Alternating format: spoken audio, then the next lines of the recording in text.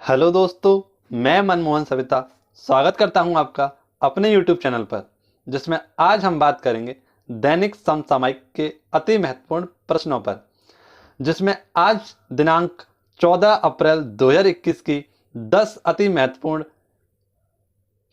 समसामयिक घटनाओं पर चर्चा करेंगे, जो कि आपकी सभी कॉम्पिटिटिव एग्जाम के लिए काफ़ी हेल्पफुल साबित होगी तथा आपको अपने सपने की ओर आगे बढ़ाने के लिए अग्रसर करेगी।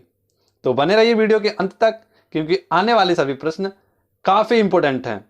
इसके साथ ही मैं आपको वीडियो के अंत में एक क्वेश्चन भी पूछूंगा, जिसका आंसर आपको कमेंट करके बताना है तथा हम बात करेंगे कल वाले प्रश्न के उत्तर की। इसी के साथ मैं आज एक बड़ी घोषणा करने वाला हूं, जिसके तहत किस प्रकार से कुमार गौरव सर ने किस क्वेश्चन के लिए बड़े ही सम्मान के साथ मेरा नाम लिया था, तो वह वीडियो क्लिप या स्क्रीनशॉट भी मैं आपको दिखाने वाला हूं। तो बने रहिए वीडियो के अंत तक। और आज 14 अप्रैल 2021 की सभी प्रमुख जयंतियों के बारे में भी मैं बात करूंगा, और साथ ही साथ आज डॉक्टर बी.आर. अम्बेडकर के मनाई जाने वाली 130वीं जयंती के पर भी हम चर्चा करेंगे। तो बने रहिए वीडियो के अंत तक। चलते हैं आज के पहले क्वेश्चन की ओर। तो पहला क्वेश्चन है हमारा, प्रतिवर्ष डॉक्टर भीमराव अंबेडकर की जयंती कब मनाई जाती है? तो प्रतिवर्ष डॉक्टर बी.आर. अम्बेडकर की जयंती 14 अप्रैल को मनाई जाती है। तो हाल ही में यानी आज ही के दिन 14 अप्रैल को संविधान निर्माता और भारत रत्न डॉक्टर बी.आर. अम्बेडकर की जयंती मनाई जा रही है। 14 अप्रैल 2021 को डॉक्टर बी.आर. अम्बेडकर की 130वीं जयंती का आयोजन किया जा रहा है, जिसके लिए देश भर में सार्वजनिक अवकाश की भी घोषणा कर दी गई है। आइए दोस्तों, बात करते हैं कुछ महत्वपूर्ण बिंदुओं की तरफ डॉक्टर बी.आर. अम्बेडकर से जुड़ी, जो कि हमारी सभी परीक्षाओं के लिए काफी महत्वपूर्ण साबित होंगे। तो आइए चलते हैं और बात करते हैं डॉक्टर बी.आर. अम्बेडकर से संबंधित सभी प्रश्नों की। Doctor B R. अम्बेडकर जी का जन्म 14 अप्रैल 1891 में हुआ था। यह ब्रिटिश प्रांत के मध्य प्रदेश में महू नामक स्थान पर हुआ था। इनके पिताजी का नाम था रामजी मेहता, या इन्हें हम मालोजी सकपाल के नाम से भी जानते हैं, तथा इनकी माता का नाम था भीमाबाई इनकी माता का नाम था। यदि हम डॉक्टर अंबेडकर जी की बात करें तो वह स्वतंत्र भारत के पहले कानून मंत्री तथा न्याय मंत्री भी थे। बाबा साहेब के नाम से लोकप्रिय डॉक्टर बी.आर. अम्बेडकर विधिवेत्ता तथा अर्थशास्त्री भी थे। इसके साथ साथ इन्होंने अछूतों यानी दलितों के प्रति सामाजिक भेदभाव के खिलाफ कई अभियान चलाए थे। इसके बाद यह बड़ौदा के गायकवाड़ शासक के तृतीय राजा ने इन्हें उच्च शिक्षा के लिए अमेरिका भेज दिया था, और यह अमेरिका में जाकर पढ़ने लगे थे। वहां पर इन्होंने कोलंबिया यूनिवर्सिटी से पीएचडी की पढ़ाई पूर्ण की। यदि हम बात करें वर्ष 1921 तक, जब एक जनता नहीं थे, यानी यह एक राजनेता नहीं थे, तब अंबेडकर जी एक अर्थशास्त्री थे। कौन थे? एक अर्थशास्त्री थे, जिसके चलते इन्होंने 3 किताबें लिखी थी। एक ईस्ट इंडिया कंपनी का प्रशासन, और एक ब्रिटिश भारत में प्रांतीय वित्त का विकास तथा रुपए की समस्या का मूल और इसका समाधान। ये इनकी 3 किताबें हैं जो अर्थशास्त्र पर लिखी गई हैं। यदि हम बात करें वर्ष 1930, वर्ष 1931 और वर्ष 1932 में हुए तीनों गोलमेज सम्मेलन में इन्होंने भाग लिया था। यदि हम बात करें वर्ष 1956 में इन्होंने दलितों के लिए धर्मांतरण की तथा बौद्ध धर्म को अपना लिया था। वर्ष 1956 में डॉक्टर अंबेडकर द्वारा लिखी गई किताब बुद्ध धर्म से संबंधित थी। इस किताब का नाम था द बुद्ध एंड हिज धम्म। यह किताब उनकी मृत्यु के बाद 1957 में प्रकाशित हुई थी, जो कि काफी प्रचलित रही थी। यदि हम बात करें 1990 को, यानी 1990 में इन्हें मरणोपरांत भारत रत्न से भी सम्मानित किया गया था। तो आपको यह सारे के सारे फैक्ट आपको अपनी कॉपी में नोट डाउन करने हैं, क्योंकि ये सारे के सारे फैक्ट आपकी परीक्षाओं के लिए काफी हेल्पफुल हो सकते हैं। यदि हम इसके ही साथ बात करें कि इन्हें प्रारूप समिति का भी अध्यक्ष चुना गया था, प्रारूप समिति का भी अध्यक्ष चुना गया था। और 1932 में इन्होंने गांधी जी के साथ यरवदा जेल में पूना पैक्ट भी किया था और संविधान सभा के गठन में इनका महत्वपूर्ण योगदान भी रहा था। भारत के प्रथम विधि मंत्री के नाम से भी इन्हें जाना जाता है। आशा करता हूं आपको ये क्वेश्चन समझ में आया होगा। बढ़ते हैं आज के नेक्स्ट क्वेश्चन की ओर, और आज का नेक्स्ट क्वेश्चन है क्वेश्चन नंबर 2। हाल ही में नवेगांव नागझीरा टाइगर रिजर्व में आग लगने के कारण चर्चा में रहा है, यह किस राज्य में स्थित है? तो हाल ही में महाराष्ट्र में आपने एक नाम सुना होगा, नवेगांव। नवेगांव तो यह महाराष्ट्र का है, जिसके नवेगांव नागझीरा टाइगर रिजर्व में आग लग गई है। इसके लिए एक 3 दिन का ऑपरेशन भी चलाया जा रहा है तथा इसमें 3 मजदूरों की भी मौत हो गई है। यदि हम बात करें रणनीतिक रूप से, यह टाइगर रिजर्व केंद्रीय भारतीय बाघ परिदृश्य केंद्र में स्थित है, जहां देश की कुल आबादी का यानी जिसमें 1/6 भाग रहता है ना। आबादी का किसकी? जनता की जानकारी नहीं, यहां पर बाघ की आबादी का 1/6 भाग रहता है। दिसंबर 2013 में इस टाइगर रिजर्व को 46वें टाइगर रिजर्व के रूप में शामिल कर लिया गया था। यहाँ तेंदुए जैसे बड़े मांसाहारी और जंगली कुत्ते, भेड़िया, गीदड़, जंगली बिल्लियां तथा कई प्रकार के जानवर पाए जाते हैं।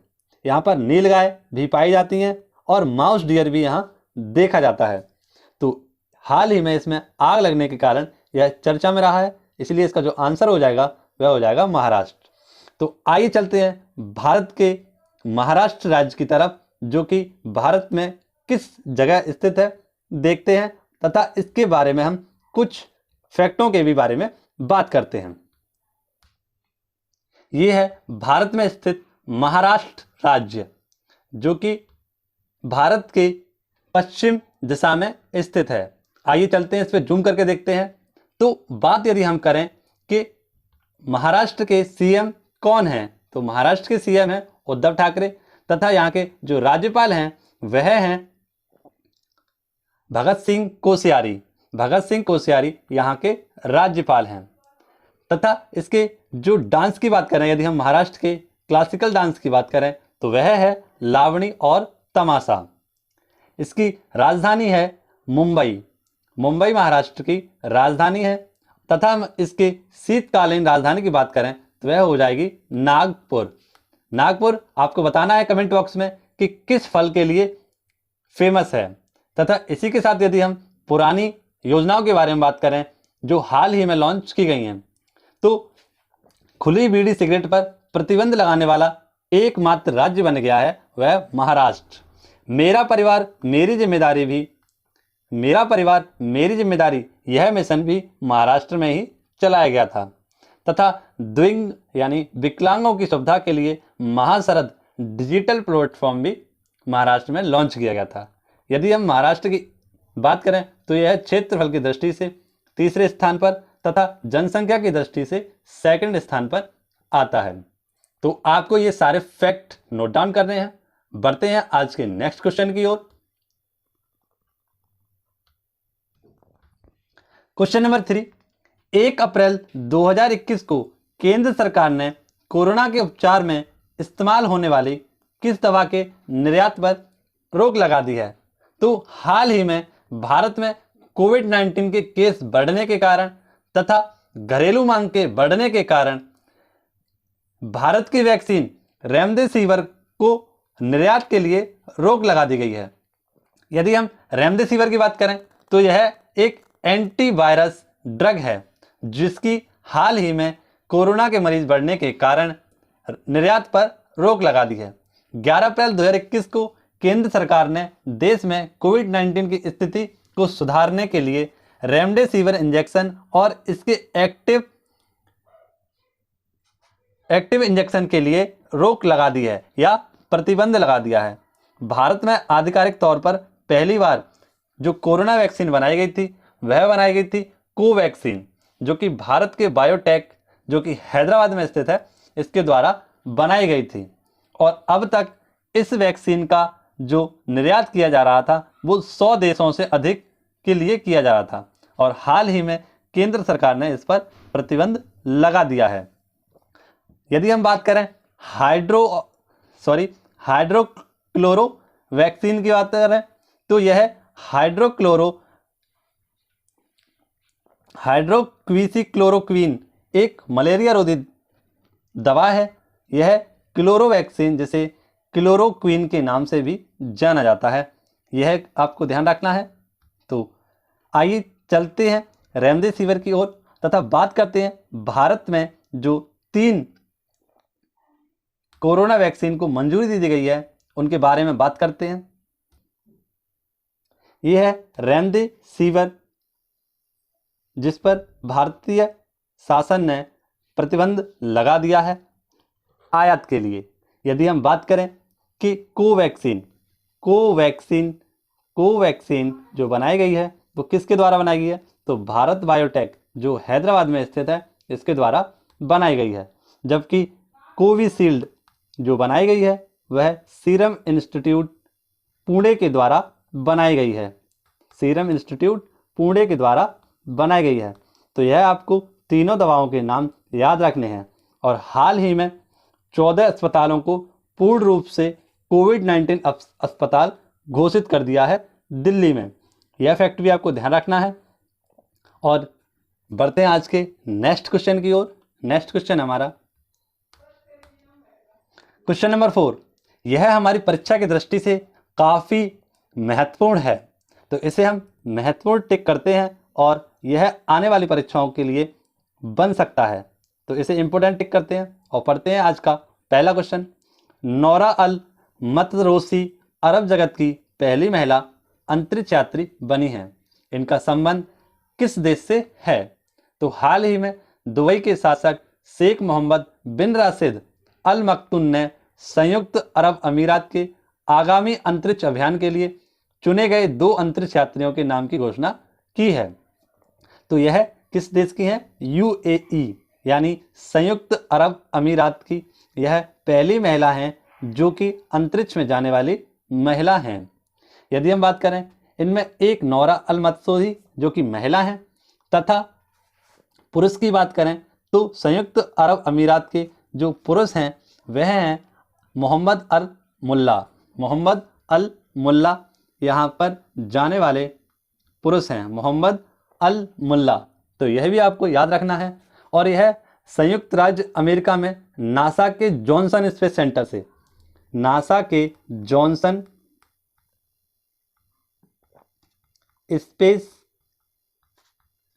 से जाएंगे।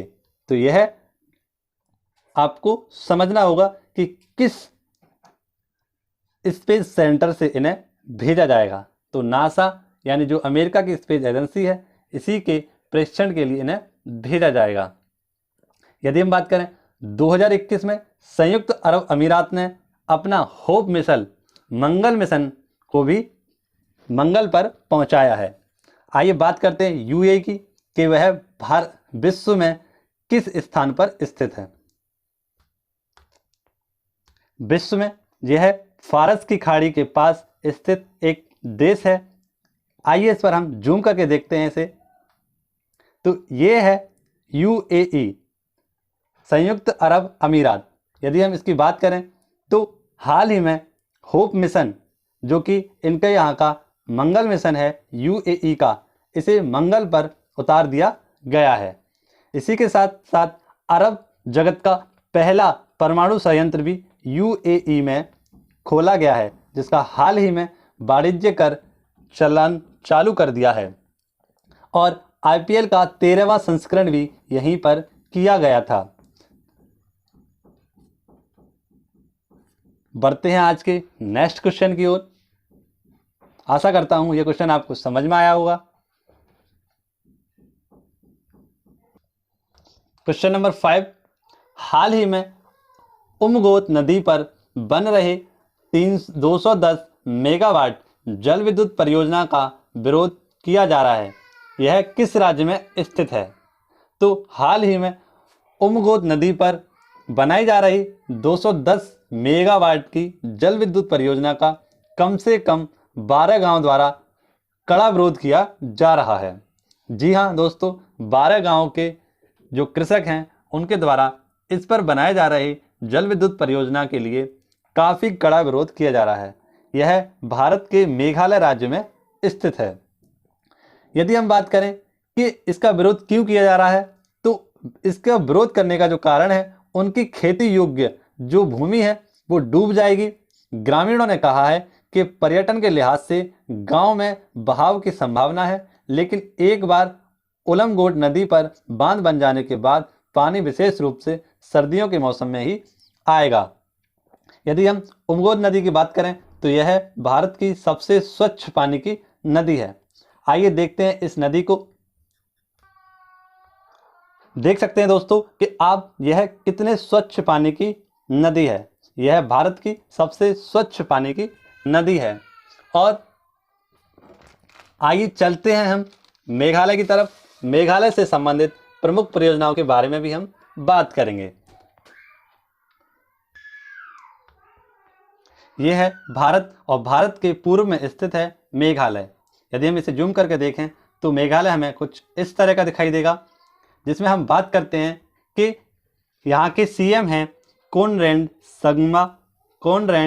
संगमा यहाँ के सीएम हैं, जो कि पीएन संगमा के भाई हैं। और इनकी पार्टी का नाम है PPNPP यानी नेशनल पीपल कांग्रेस, जो कि भारत की 8वीं राष्ट्रीय पार्टी है। यदि यहाँ के गवर्नर की बात की जाए तो गवर्नर है यहाँ के सत्यपाल मलिक यहाँ के गवर्नर हैं, जो कि गोवा से मेघालय के लिए स्थानांतरित हुए हैं। यदि हम बात करें कि दो क्षेत्र जहां पर सर्वाधिक बारिश होती है तो मासिनराम और चेरापूंजी इसी क्षेत्र हैं जहां पर यह सबसे अधिक वर्षा वाले क्षेत्र पाए जाते हैं। यदि हम बात करें, यहाँ पर 3 पहाड़ियां तथा 3 जनजातियां एक ही नाम से जानी जाती हैं। वह हैं गारो, खासी और जैंतिया। ये 3 पहाड़ियां तथा 3 जनजातियां हैं जो कि मेघालय में पाई जाती हैं। आशा करता हूं आपको ये क्वेश्चन समझ में आया होगा। बढ़ते हैं नेक्स्ट क्वेश्चन की ओर। नेक्स्ट क्वेश्चन है हमारा क्वेश्चन नंबर 6। 12 अप्रैल 2021 को किस मंत्रालय ने DGFT व्यापार सुविधा मोबाइल ऐप लॉन्च किया है? तो हाल ही में वाणिज्य और उद्योग मंत्रालय के मंत्री पीयूष गोयल जी द्वारा यह DGFT व्यापार सुविधा मोबाइल ऐप लॉन्च किया गया है। इस ऐप की यदि हम बात करें तो चलते हैं ऐप की तरफ। ऐप की ओर जाने से पहले ये देख लेते हैं, ये हैं वाणिज्य और उद्योग मंत्री तथा वर्तमान रेल मंत्री पीयूष गोयल जी। पीयूष गोयल की बात करी जाए तो यह वाणिज्य और उद्योग मंत्री हैं। यह ऐप क्यों बनाया गया है? तो आयात और निर्यातक की सुविधाएं प्राप्त हो सकें तथा विदेशी व्यापार बढ़ सके, इसके लिए इस ऐप की हाल ही में लॉन्चिंग भारत में की गई है। यदि हम बात करें कि 2025 तक भारत का जो निर्यात का लक्ष्य है वह कितना है, तो $1 लाख करोड़ यह भारत में 2025 तक का निर्यात का लक्ष्य है। आइए हम बात करते हैं भारत के प्रमुख जो कि परीक्षाओं की दृष्टि से काफी महत्वपूर्ण मंत्रालय तथा उनके मंत्री साबित हो सकते हैं।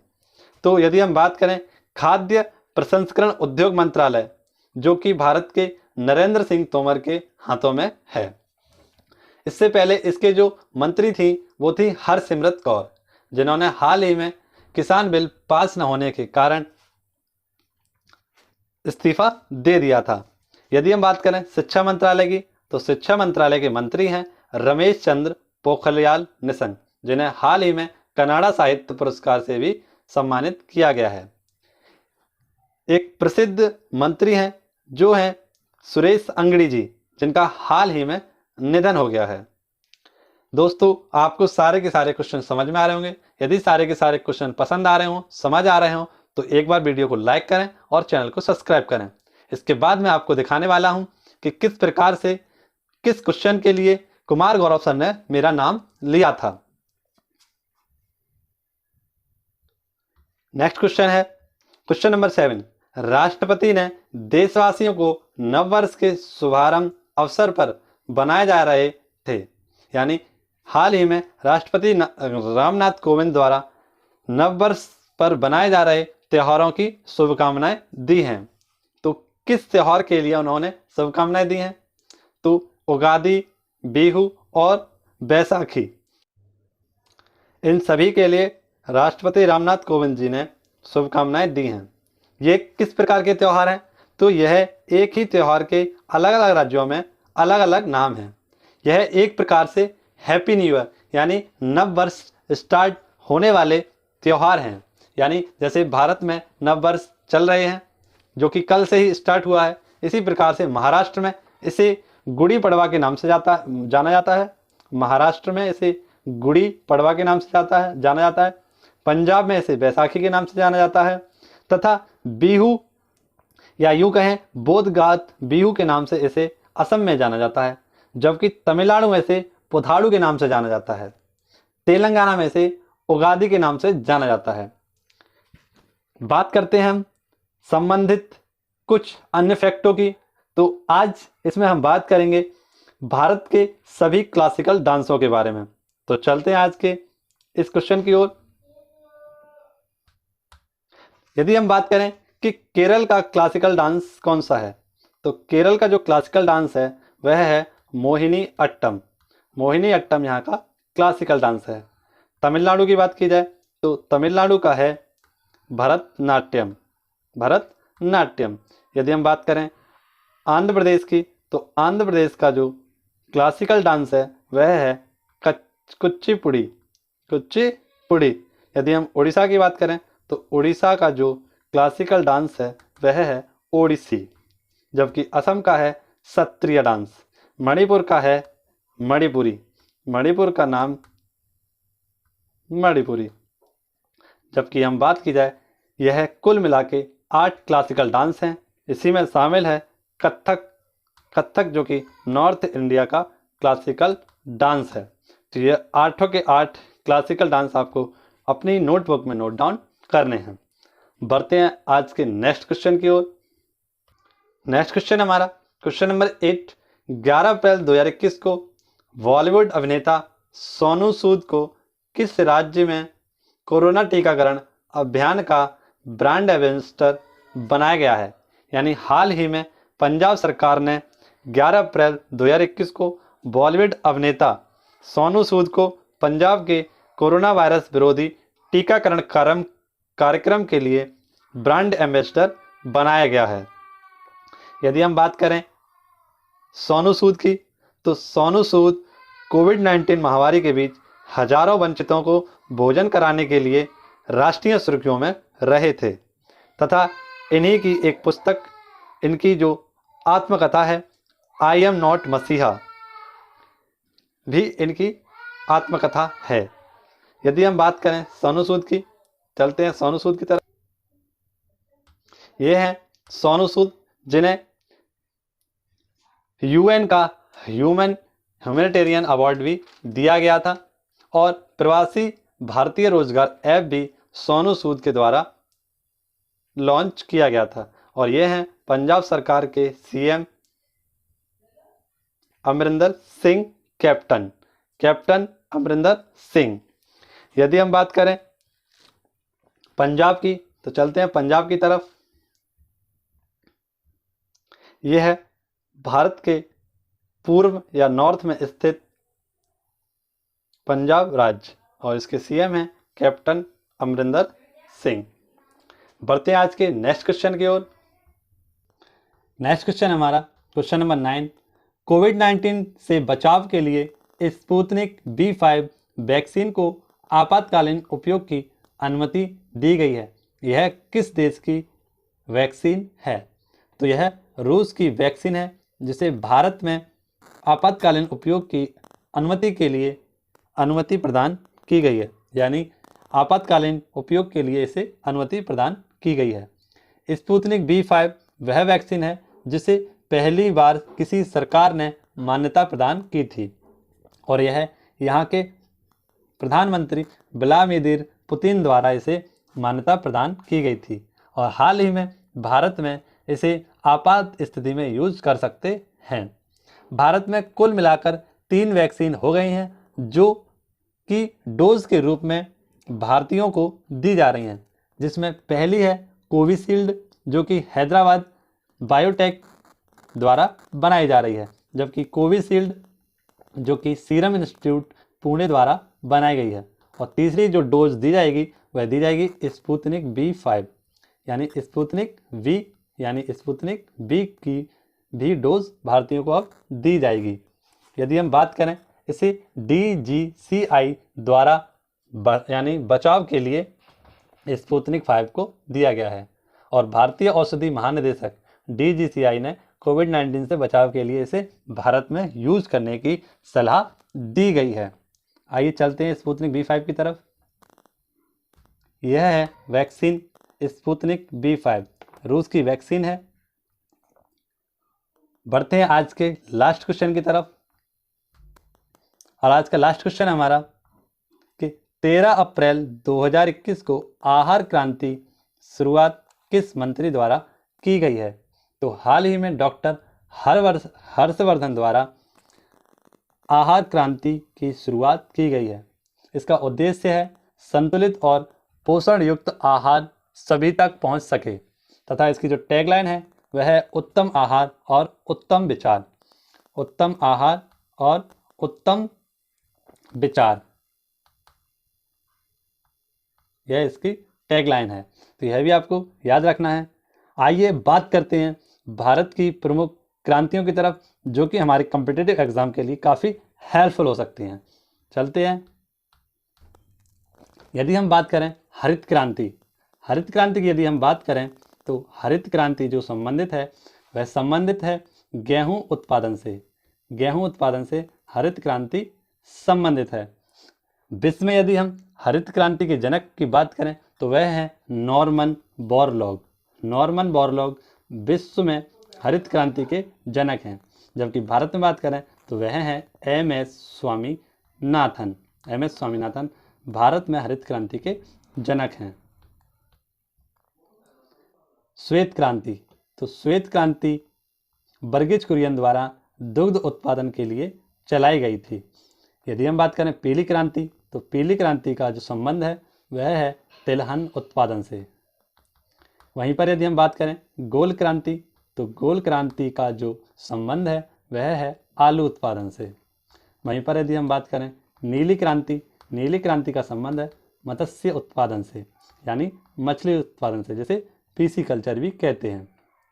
ब्लैक क्रांति, ब्लैक क्रांति का मतलब है जिसे हम कृष्ण क्रांति भी कहते हैं, जिसका बायो डीजल से इसका संबंध है। यदि हम बात करें अमृत क्रांति, तो अमृत क्रांति का संबंध है नदी जोड़ो परियोजना से, नदी जोड़ो परियोजना से। वहीं पर यदि हम सुनहरी क्रांति की बात करें तो सुनहरी क्रांति का संबंध है हॉर्टिकल्चर, जिसे हम बागवानी भी कहते हैं। यदि इसी क्रम में हम बात करें रजत क्रांति का, तो रजत क्रांति अंडा उत्पादन से संबंधित है। यदि हम बात करें धूसर क्रांति, तो धूसर क्रांति का संबंध है उर्वरक उत्पादन से। ठीक है दोस्तों, ये सारी की सारी क्रांतियां आप अपनी नोटबुक में नोट डाउन कर लें, क्योंकि ये सभी कॉम्पिटिटिव एग्जाम के लिए आए दिन पूछी जा रही हैं। चलते हैं today question of the day की तरफ। यह है हमारा आज का today question of the day. 13 अप्रैल 2021 को मुख्य चुनाव आयुक्त के रूप में कौन पदभार ग्रहण करेंगे? इसका आंसर आपको कमेंट बॉक्स में लिखना है। बढ़ते हैं हम कल वाले प्रश्न के उत्तर की तरफ।